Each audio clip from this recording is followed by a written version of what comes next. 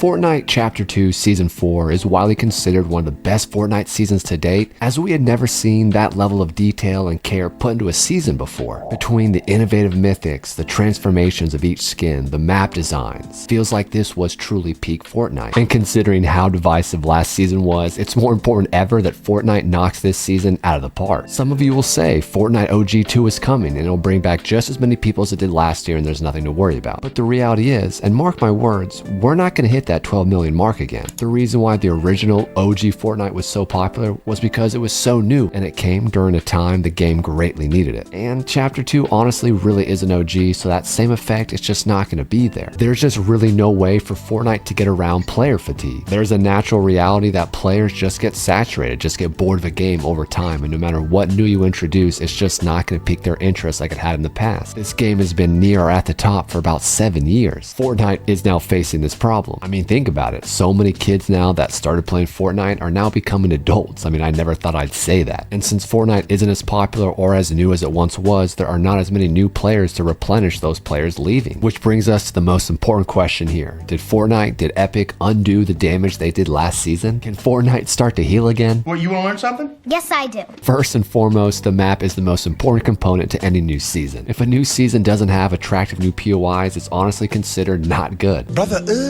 There's no getting around the fact the map is the biggest contributor to the overall vibe of the season. Do you remember when we could tunnel in the sand across the map? Or you could slide across the mud?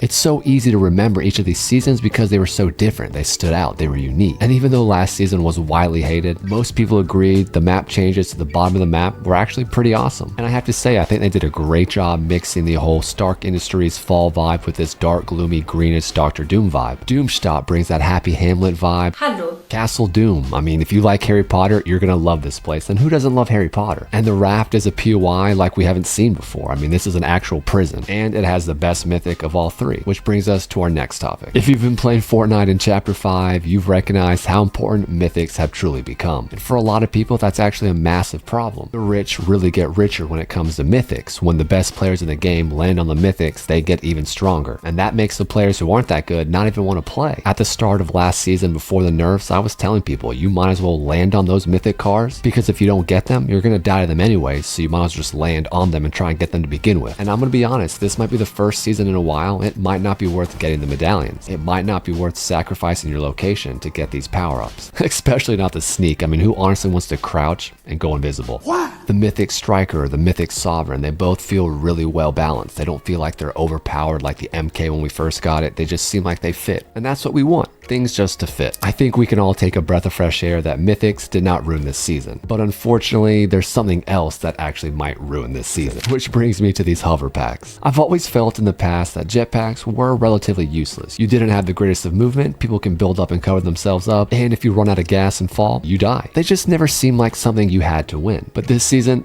I couldn't be more wrong. If you come across a squad that's using these and you don't have any, You are dead. I mean, not only is it difficult to hit someone in the air who's bouncing around, the advantage people have up there with those missiles shooting down on you, it's crazy. It's a little overpowered. It's funny because last season, solos kind of felt unplayable, and this season now it feels like squads is absolutely unplayable. The reality is, you need to have these hover packs. I mean, there's a reason why people say those who control the skies control the war. We'll see what Fortnite drops in a week or two to counter them, as they always have something that's overpowered, which brings us to the weapons. And the weapons this season are an absolute A+.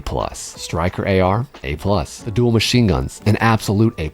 And the Sovereign Shotty, I like you a lot. the Battle Pass is an absolute W. And I'm just going to say this right now, the Diamond Emma Frost, that is going to be the most popular skin maybe of all time, and you're going to see that become the new sweat skin. It just looks really tough and it looks really sweaty. And that white version of the Black Panther, that's actually really clean too. And Iron Patriot, that also looks awesome. I mean, there's a lot of good skins. In conclusion, I really feel like this season has some great opportunity, and it really slaps. It clears. It's giving awesome. Am I cool now? But on a serious note, this is actually the most balanced this game has felt in a very long time. But the game, it feels good. It feels mostly balanced. It feels like Fortnite. And that's what we want. We just want to play the game that we love. If you're looking for a squad to play with, hit the Discord in the description. As always, hit that sub button and turn on notifications. Remember, go out there and do something great.